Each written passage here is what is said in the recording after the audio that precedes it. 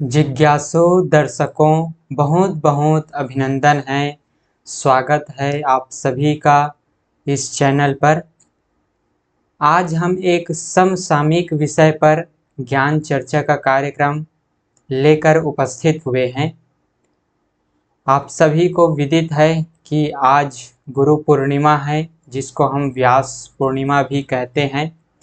तो आप सभी को गुरु पूर्णिमा की बहुत बहुत शुभकामनाएं। आप सभी को बहुत बहुत शुभकामनाएं। तो आज हम इस विषय को समझने का प्रयास करेंगे कि गुरु पूर्णिमा क्यों मनाया जाता है, गुरु कौन होता है, गुरु की क्या महत्ता होती है। तो आज हम इस बात को, इस विषय को समझने का प्रयास करेंगे। तो गुरु पूर्णिमा आषाढ़ महीने के शुक्ल पक्ष की पूर्णिमा को मनाया जाता है, गुरु पूर्णिमा। और इनको व्यास पूर्णिमा भी कहते हैं।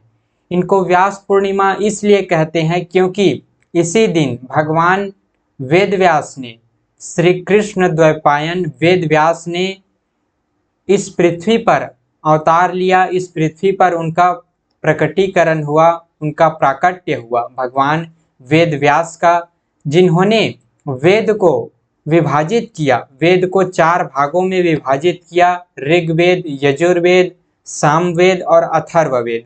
ये 4 भागों में विभाजित करने के कारण उनका नाम वेद व्यास है। वेद व्यास अर्थात वेद का व्यास करने वाला, विभाजन करने वाला। तो भगवान वेद व्यास जो है भगवान विष्णु के अवतार माने जाते हैं, भगवान नारायण के अवतार माने जाते हैं। तो इसी दिन आषाढ़ शुक्ल की इस पूर्णिमा को, आषाढ़ पूर्णिमा को, भगवान विष्णु ने वेद व्यास के रूप में अवतार लिया। इस पृथ्वी पर उनका प्राकट्य हुआ। ज्ञान का मार्ग दिखाने के लिए, हम सभी को ज्ञान का मार्ग दिखाने के लिए, ज्ञान का विस्तार करने के लिए भगवान वेद व्यास प्रकट हुए। इस धरती पर वो आए आषाढ़ मास की पूर्णिमा को। तो इस कारण से इन्हें व्यास पूर्णिमा कहा जाता है।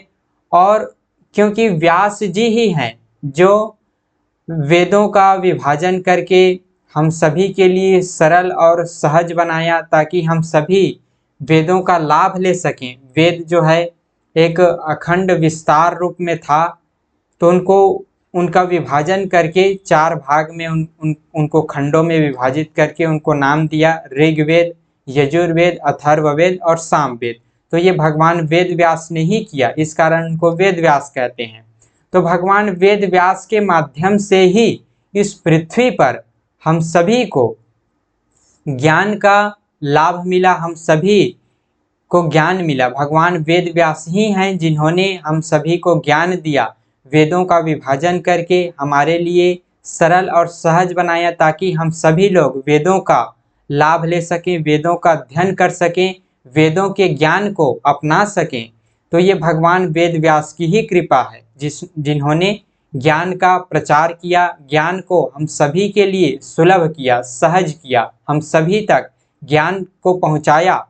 और इसके साथ साथ वो उन्होंने 18 पुराणों की रचना भी की, क्योंकि वेदों के ज्ञान को सभी लोग नहीं समझ पाते। वेदों में जो ज्ञान है वो कठिन है, वेदों में जो ज्ञान है वो जटिल है। तो सभी लोग इस ज्ञान को, वेदों के ज्ञान को नहीं समझ पाएंगे। इस कारण से वेद व्यास जी ने पुराणों की रचना की, जिसमें कथा कहानी के माध्यम से वेद पर ही क्योंकि पुराण जो है वेद पर ही आधारित है, तो वेद के जो ज्ञान को पुराणों के माध्यम से उन्होंने प्रस्तुत किया। वेदों का जो ज्ञान है उनको पुराणों के माध्यम से वेद व्यास जी ने प्रस्तुत किया। इस तरह उसने पुराणों की भी रचना की, वेदों का विस्तार किया, मतलब वेदों का विभाजन किया और पुराणों की रचना की। और इस तरह से उन्होंने हम सभी को आध्यात्मिक ज्ञान दिया, हम सभी को ज्ञान का लाभ पहुंचाया, हम सभी को ज्ञान दिया। इस कारण से इस पूर्णिमा को व्यास पूर्णिमा कहते हैं। और व्यास जी ही गुरु हैं, हम सबके व्यास जी गुरु तुल्य हुए, गुरु समान हुए, वो हम सबके गुरु हैं। क्योंकि उन्होंने ही हमें ज्ञान दिया वेदों का, पुराणों का। इस कारण से इस व्यास पूर्णिमा को गुरु पूर्णिमा के रूप में मनाया जाता है, क्योंकि वेद व्यास जी हम सबके गुरु हैं। उन्होंने वेदों का विस्तार करके वेदों के ज्ञान को हम तक पहुंचाया। जो वेद सिर्फ ऋषि मुनियों के हृदय में प्रकट हुए थे, ऋषि मुनियों तक ही जो बात सीमित था, योगियों तक, ज्ञानियों तक जो बात सीमित था, उस ज्ञान को, उस वेद के ज्ञान को वेद व्यास जी ने विभाजित करके उनको ऋग्वेद, यजुर्वेद, अथर्ववेद और सामवेद के रूप में विभाजित करके उस वेद के ज्ञान को हम तक पहुंचाया है, ताकि हम सब भी उस वेद के ज्ञान का लाभ ले सकें। वेदों में जो ज्ञान निहित है उस ज्ञान को हम सभी लोग जान सकें, उनका लाभ ले सकें। इस कारण से वेद व्यास जी हम सबके गुरु हैं। उन्होंने हमें ज्ञान दिया, हम सभी को ज्ञान का लाभ दिया, ज्ञान के मार्ग पर लगाया, ज्ञान की महत्ता बताई, और वेदों के साथ साथ उन्होंने उस वेदों के ज्ञान को ही, उस आध्यात्मिक ज्ञान को ही पुराणों के रूप में प्रस्तुत किया। कथा कहानियों के माध्यम से, भगवान की जो कथा कहानियां हैं उनके माध्यम से, लीलाओं के माध्यम से उन्होंने पुराणों की रचना करके हम सभी को जो है ज्ञान का लाभ दिया, ज्ञान का जो है हम सभी को सुख पहुंचाया। इस कारण से इस व्यास पूर्णिमा को, जिस दिन भगवान वेद व्यास का इस धरती पर प्राकट्य हुआ, उसे हम गुरु पूर्णिमा के रूप में भी मनाते हैं। वेदों के ज्ञान को उन्होंने पुराणों के रूप में प्रस्तुत किया। पुराण शब्द का अर्थ है पुरा और आन, दो इनका अगर हम संधि विच्छेद करें, इनको विच्छेदित करें शब्द को, तो पुराण शब्द पुरा और आन से मिलकर बना है। पुरा का अर्थ है प्राचीन या पहले, और आन है कहना। तो जो प्राचीन ज्ञान है, जो हमारे प्राचीन ज्ञान है, उनको कहना, उस प्राचीन ज्ञान को एक नए रूप में, एक नए ढंग से प्रस्तुत करना पुराण है। तो वेद व्यास जी ने ऐसा किया। उन्होंने वेदों के ज्ञान को, हमारे आध्यात्मिक ज्ञान को, प्राचीन ज्ञान को एक नए ढंग से, एक कथा कहानी के माध्यम से, ताकि सभी लोग इसका लाभ ले सकें, समझने में कठिनाई ना हो, ऐसा उद्देश्य से उन्होंने उस प्राचीन ज्ञान को, वेदों के ज्ञान को, हमारे ऋषि मुनियों द्वारा प्रदत्त ज्ञान को एक स्टोरी के रूप में, एक कहानी के रूप में, एक कथा के रूप में उन्होंने प्रस्तुत किया और पुराणों की रचना की। इस तरह से उन्होंने वेदों का विभाजन किया, पुराणों की रचना की, और हम सभी को ज्ञान का लाभ दिया, हम सभी को ज्ञान का भंडार दिया, वेदों के रूप में, पुराणों के रूप में। इस कारण से हम जो है वेद व्यास को गुरु मानते हैं, और वो हमारे गुरु हुए। वेद व्यास जी हम सभी के गुरु हुए, क्योंकि उन्होंने ज्ञान को हम तक पहुंचाया है। इसलिए इस गुरु पूर्णिमा को व्यास पूर्णिमा कहते हैं। मतलब व्यास पूर्णिमा ही है, इसका जो मूल नाम है वो व्यास पूर्णिमा ही है, क्योंकि उसी पूर्णिमा के दिन, आषाढ़ पूर्णिमा के दिन व्यास जी ने इस धरती पर अवतार लिया, उनका प्राकट्य हुआ। इस कारण से उसे व्यास पूर्णिमा कहते हैं। और चूंकि वेद व्यास जी हमारे गुरु हुए, जो कृष्ण द्वैपायन वेद व्यास हैं, वो हम सबके गुरु हुए, क्योंकि उन्होंने वेदों के ज्ञान को, पुराणों के ज्ञान को हम तक पहुंचाया पुराणों के रूप में, और वेदों के ज्ञान को उनका विभाजन करके ऋग्वेद, यजुर्वेद, अथर्ववेद, सामवेद के रूप में वेदों के ज्ञान को, पुराणों के ज्ञान को हम तक उन्होंने पहुंचाया है। और भी कई आध्यात्मिक ज्ञान हम तक उन्होंने अपनी रचनाओं के माध्यम से पहुंचाया है। वही वेद व्यास जी हैं जिन्होंने महाभारत की रचना की, और महाभारत का ज्ञान भी हम तक पहुंचाया। इस कारण से जो वेद व्यास हैं वो हम सबके गुरु हुए। अब हम आते हैं कि गुरु शब्द का अर्थ क्या होता है। गुरु शब्द का जो अर्थ है वो गुरु दो अक्षरों से मिलकर बना है, गु और रु। तो गु शब्द का अर्थ है अंधकार, और रु शब्द का अर्थ है प्रकाश। तो जो अंधकार को हटाकर हमें प्रकाश की ओर ले जाता है, अर्थात हमारे जीवन से अंधकार का नाश करके जो प्रकाश हमें देता है, जो हमें प्रकाश से पूर्ण करता है, हमारे जीवन को प्रकाशित करता है, हमारे जीवन को अंधकार से हटाकर प्रकाश की ओर ले जाता है, अर्थात अज्ञान से हटाकर जो ज्ञान की ओर ले जाता है उसे ही गुरु कहते हैं। जो अंधकार से अज्ञान से हटाकर हमें उस प्रकाश की ओर, उस ज्ञान की ओर ले जाता है उसे हम गुरु कहते हैं। तो वेद व्यास जी ने हम सभी को अज्ञान से निकाला है। उन्होंने वेदों, पुराणों और कई शास्त्रों के माध्यम से हमें ज्ञान दिया, हमारे जीवन को प्रकाशित किया, हमें ज्ञान से परिपूर्ण किया। इसलिए वेद व्यास जी हम सबके गुरु हुए। इस कारण से उनके उस जयंती को, उस व्यास पूर्णिमा को हम गुरु पूर्णिमा के रूप में मनाते हैं, क्योंकि वेद व्यास जी हम सबके गुरु हुए। उन्होंने हमें अंधकार से निकाला, हमें अज्ञान से निकाला और हमें आध्यात्मिक ज्ञान दिया, वेदों का ज्ञान दिया, पुराणों का ज्ञान दिया, शास्त्रों का ज्ञान दिया। इस कारण से वो हमारे गुरु हुए और इसीलिए हम गुरु पूर्णिमा मनाते हैं। उन्हीं की जयंती को, उनके जयंती को, प्राकट्य दिवस को हम गुरु पूर्णिमा के रूप में मनाते हैं। तो गुरु शब्द का अर्थ यही है, जो हमें अज्ञान से निकाले, अंधकार से निकाले और हमें प्रकाश की ओर ले जाए। तो वो वास्तविक गुरु है, वो सच्चा गुरु है।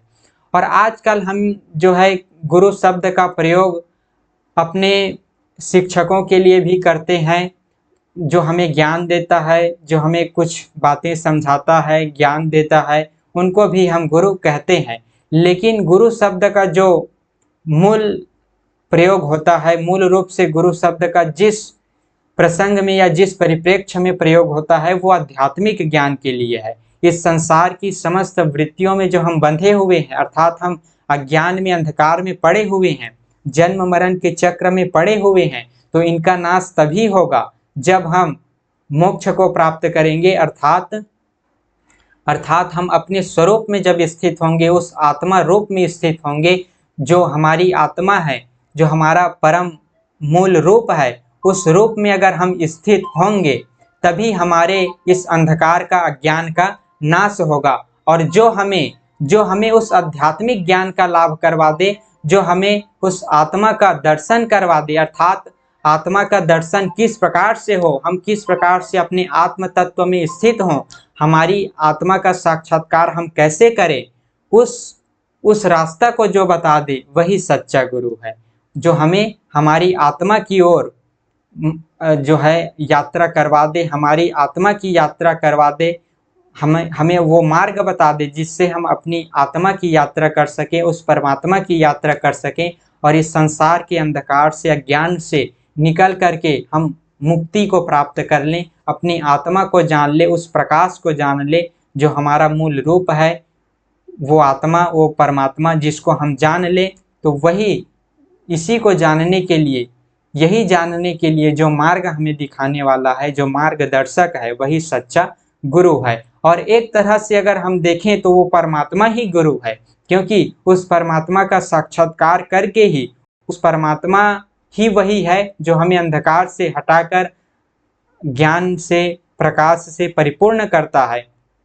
क्योंकि जब हम उस परमात्मा का साक्षात्कार करते हैं, जब हम उस परमात्मा तत्व में स्थित हो जाते हैं, उस परमात्मा जो हमारे घट के भीतर विराजमान है, उस परमात्मा के को हम प्राप्त कर लेते हैं, उस परमात्मा रूप में हम स्थित हो जाते हैं, तो हमारी अंधकार का, ज्ञान का नाश हो ही जाता है और हम उस जो है प्रकाश रूप में, आत्म तत्व रूप में स्थित हो जाते हैं। इसलिए गुरु जो है, अगर हम देखें तो गुरु परमात्मा रूप है, गुरु परमात्मा रूप है, गुरु जो है परमात्मा ही है। इसीलिए कहा है गुरुर ब्रह्मा गुरुर विष्णु गुरुर्देवो महेश्वरा गुरुर साक्षात परम ब्रह्म तस्मै श्री गुरुवे नमः। गुरु ही विष्णु है, गुरु ही ब्रह्मा है और गुरु ही महेश है, गुरु साक्षात पर ब्रह्म है, गुरु साक्षात परमात्मा है। तस्मै श्री गुरुवे नमः, उस गुरु को हम नमस्कार करते हैं। तो इस तरह से दर्शकों, हम सभी गुरु को जाने, गुरु तत्व क्या है। ठीक है, हम शारीरिक रूप में गुरु को देखते हैं, लेकिन गुरु तत्व तो उनसे विशेष है, गुरु तत्व तो विलक्षण है। जो हम सांसारिक रूप में, उस गुरु तत्व का वो तो स्थूल रूप है, उस गुरु तत्व का तो वो तो सगुण रूप है, जिनको हम इस संसार में देखते हैं। देहधारी गुरु जो हम देखते हैं, वो गुरु तत्व का सगुण रूप हम उनको कहते हैं, लेकिन गुरु तत्व तो अखंड है, अनंत है और सबके घट में विराजमान है। वो परब्रह्म परमात्मा ही गुरु है, क्योंकि गुरु शब्द का अर्थ ही वही है जो हमें अज्ञान से, अंधकार से निकाल कर प्रकाश की ओर ले जाए। तो वो परमात्मा ही है जो हमें इस संसार की, इस भव बंधन के अज्ञान से, अंधकार से निकाल करके उस प्रकाश की ओर ले जाता है। हम उसमें स्थित हो जाते हैं, परमात्मा रूप में स्थित हो जाते हैं, अपने वास्तविक रूप को पहचान लेते हैं। तो वही परमात्मा हमारा मूल स्वरूप ही गुरु हुआ, क्योंकि वही परमात्मा, वही हमारा मूल स्वरूप ही हमें अज्ञान से, अंधकार से निकाल रहा है और हमें अपने स्वरूप में स्थित कर रहा है। इसलिए हमारा मूल स्वरूप ही, वो आत्मा ही, वो परमात्मा ही, वो ब्रह्म ही गुरु है। तो इस तरह हमें गुरु तत्व को समझना चाहिए। आध्यात्मिक अर्थ है इसका, जो है हम अपने टीचरों को और भी जो हमें कुछ ज्ञान दे दे, जो हमें ज्ञान की बातें बता दे, संसारिक ज्ञान की बातें, जो हम इस संसार में है तो ठीक है, वो भी गुरु है, मार्गदर्शक ही है, क्योंकि वो भी जो है उस अज्ञान को हटा करके हमें ज्ञान ही दे रहा है। अगर कोई बातें हमें समझ में नहीं आ रही है तो वो हमें मार्गदर्शन कर रहा है, हमारा मार्गदर्शन कर रहा है, हमारा पथ प्रदर्शक बन रहा है। उस सांसारिक स्तर पर भी अगर हम देखें तो ठीक है, वो हमारा गुरु ही है, मार्गदर्शक ही है। लेकिन गुरु जो है मूल अर्थ में उसका तो आध्यात्मिक स्तर के लिए, आध्यात्मिक अर्थ के लिए गुरु शब्द का प्रयोग किया जाता है, जो हमें इस संसार के भव बंधन से निकाल करके उस आत्मा में स्थित कर दे, वो गुरु है। हमें अपने स्वयं की यात्रा जो करवाए, स्वयं की यात्रा करने का जो साधन बताए, जो मार्ग बताए, वही मूल अर्थ में गुरु है, सदगुरु है। तो इस तरह से हमें गुरु तत्व को समझना चाहिए और वही गुरु तत्व का सगुण रूप है जो हम अपने गुरु के रूप में, जिनकी हम पूजा करते हैं, जिनकी हम आराधना करते हैं, तो वो गुरु तत्व का सगुण रूप है, प्रकट रूप है। तो इस तरह से हमें गुरु को समझना चाहिए। वो आत्मा, वो शिव ही, वो शिव जो हमारा मूल स्वरूप है, वो शिव ही वास्तविक गुरु है, वो शिव ही परम गुरु है, सदगुरु है। अज्ञान से निकाल करके, अंधकार से निकाल करके हमें अपने स्वरूप में, उस प्रकाश रूप में हमें स्थित कर रहा है, मूल रूप में स्थित कर रहा है, समस्त भव बंधनों से हमें मुक्त कर रहा है। इसलिए वो शिव ही, वो परमात्मा ही वास्तविक गुरु है। तो इस तरह से हमें गुरु तत्व को समझना चाहिए। हमारे वेदों में, उपनिषदों में कहा भी गया है कि ओम असतो मा सद्गमय तमसो मा ज्योतिर्गमय मृत्युर्माम अमृतम गमय ओम शांति शांति शांति। अर्थात हे परमात्मा, आप हमें असत्य से सत्य की ओर ले जाइए, आप हमें अंधकार से प्रकाश की ओर ले जाइए और आप हमें नश्वरता से अमरता की ओर ले जाइए। इस तरह से हम उस परमात्मा से प्रार्थना करते हैं। तो जो हमें अंधकार से प्रकाश की ओर ले जा रहा है वो परमात्मा ही तो है, वो हमारा मूल स्वरूप ही तो है, जो हमें जो हम भटके हुए हैं उन स्वरूप से हटा करके अपने मूल स्वरूप में हम स्थित हो रहे हैं। तो हमारा मूल स्वरूप ही है जो हमें अंधकार से प्रकाश की ओर ले जा रहा है, अज्ञान से ज्ञान की ओर, असत्य से सत्य की ओर, नश्वरता से, ये संसार नश्वर है और हमारा जो मूल स्वरूप है वो आत्मा, वही परमात्मा है, वही ब्रह्म है, वही शिव है और मूल रूप में वही गुरु है। क्योंकि अंधकार को हटा करके, अज्ञान को हटा करके हमें प्रकाश में स्थित कर रहा है, हमें अमर कर रहा है, हम मोक्ष को प्राप्त कर रहे हैं, क्योंकि वहाँ फिर आवागमन नहीं होता। जीवन मरण का खेल उस परम धाम में, मतलब हमारे मूल स्वरूप में स्थित हो जाने पर समस्त ये खेल खत्म हो जाता है, आवागमन का, जन्म मृत्यु का खेल खत्म हो जाता है। तो गुरु सगुण भी है, गुरु निर्गुण भी है, क्योंकि गुरु तो परमात्मा रूप है, गुरु तो ब्रह्म रूप है। गुरुर साक्षात पर ब्रह्म, गुरु ही साक्षात पर ब्रह्म है। तो गुरु वो आत्मा ही गुरु है, वो परमात्मा ही गुरु है और उस गुरु का सगुण रूप भी होता है जो हमें वो मार्ग दिखाता है, जो हमें वो रास्ता बतलाता है, जिससे हम अपनी आत्मा की यात्रा, अपने मूल स्वरूप की यात्रा कर सकें। तो वो गुरु ही विष्णु हैं, गुरु ही ब्रह्मा जी हैं और गुरु ही महेश हैं, जो इस सृष्टि के कार्य का संचालन करते हैं। क्योंकि गुरु तो परमात्मा रूप है, इसलिए गुरु सगुण भी है, गुरु निर्गुण भी है, तो इस तरह से हमें गुरु तत्व को समझना चाहिए और अपने गुरुजनों का सम्मान करते हुए उनसे हमें ज्ञान लाभ लेना चाहिए और अपने आत्मा की यात्रा करनी चाहिए। अंधकार से प्रकाश की ओर हमें अग्रसर होना चाहिए।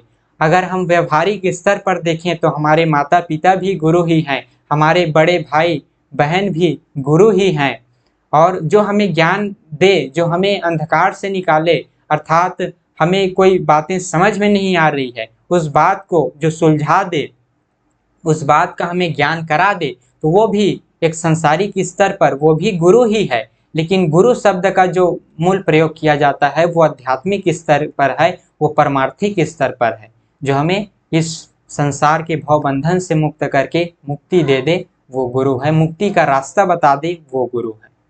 तो इस तरह से हमें समझना चाहिए और आप सभी को गुरु पूर्णिमा की, व्यास पूर्णिमा की बहुत बहुत हार्दिक शुभकामनाएं। भगवान व्यास जी हमारे गुरु ही हैं, जिन्होंने हमें वेदों का, उपनिषदों का, पुराणों का ज्ञान दिया, आध्यात्मिक ज्ञान दिया, जिससे हम अपनी आत्मा की यात्रा कर सकते हैं, उस परमार्थ की ओर हम आगे बढ़ सकते हैं, अपने मूल स्वरूप की ओर हम आगे बढ़ सकते हैं, आध्यात्मिक लाभ हम ले सकते हैं। तो इस तरह से व्यास पूर्णिमा की आप सभी को बहुत बहुत हार्दिक शुभकामनाएं, बहुत बहुत बधाई। गुरु आप सभी के जीवन में गुरु तत्व का संचार हो, आप सभी के जीवन में गुरु तत्व का प्रकाश फैले, आप सभी गुरु तत्व को, हम सभी गुरु तत्व को नमन करें, उस गुरु तत्व को जानें और उस गुरु तत्व का साक्षात्कार करें, समझें, पहचानें, ऐसी हम आशा करते हैं। और हमें इस तरह से ज्ञान का प्रचार करना चाहिए, ज्ञान का फैलाव करना चाहिए, सभी के जीवन में प्रकाश आए, सभी अंधकार से निकले, सभी अज्ञानता से निकले। ऐसा हमें अपने तरफ से जितना भी बन पाए उस गुरु की कृपा से ही, उस गुरु तत्व की कृपा से ही, उस परब्रह्म परमात्मा की कृपा से ही हमें अवश्य करना चाहिए। जितना हो सके यथासंभव हमें अवश्य ही प्रयास करना चाहिए। तो हमारे माता पिता भी गुरु ही समान हैं, हमारे बड़े भाई बहन भी गुरु ही समान हैं और जो भी हम जिस समाज में रहते हैं वहाँ पर यदि हमारा कोई पथ प्रदर्शक है, रास्ता दिखाने वाला है, हमारे शिक्षक हैं, वो भी गुरु ही हैं, क्योंकि वो भी हमें इस संसार में कैसे रहना है, किस प्रकार से हमें आगे बढ़ना है, वो अवश्य बताते हैं। तो उन गुरुजनों को भी, उन शिक्षकों को भी हम प्रणाम करते हैं, अपने माता पिता को भी हम प्रणाम करते हैं और समस्त जो हमारे पथ प्रदर्शक है उन सभी को हम प्रणाम करते हैं। तो आप सभी को गुरु पूर्णिमा की, व्यास पूर्णिमा की बहुत बहुत शुभकामनाएं। भगवान वेद व्यास को हम प्रणाम करते हैं। गुरुर् ब्रह्मा गुरुर्विष्णु गुरुर्देवो महेश्वरः गुरुर् साक्षात् परम ब्रह्म तस्मै श्री गुरुवे नमः। तो इस तरह से आज हमने चर्चा किया। आशा करता हूँ आप सभी को आनंद आया होगा। कुछ कहने में, कुछ समझाने में त्रुटि हो जाती हो, अवश्यंभावी है कि त्रुटि हो जाए, तो उसके लिए हमेशा क्षमा प्रार्थी रहूँगा और जितना बन पाता है मैं अपने तरफ से प्रयास करता हूँ। फिर भी त्रुटि होने की बिल्कुल संभावना है, त्रुटि हो ही जाएगा, तो उसके लिए आप सभी लोग क्षमा करें। और शिव महापुराण पर हमारी जो चर्चा चल रही है वो यथावत चलती रहेगी। आप सभी लोग भगवान शिव की चरणों में प्रेम लगाए रखें, भगवान शिव की लीलाओं का, उनकी कथाओं का लाभ लेते रहें, रसपान करते रहें। भगवान शिव परम गुरु हैं, आदि गुरु हैं। तो इस तरह से भगवान शिव का जो है लीला आप सभी लोग श्रवण करते रहिए, श्री शिव महापुराण कथा का श्रवण करते रहिए। तो आज की इस चर्चा को हम यहीं पर विराम देते हैं। इसी तरह से और मिलते रहेंगे समसामयिक मुद्दों पर ज्ञान चर्चा का कार्यक्रम लेकर। तो आप सभी को बहुत बहुत आभार, बहुत बहुत धन्यवाद आप सभी का। ओम तत्सत।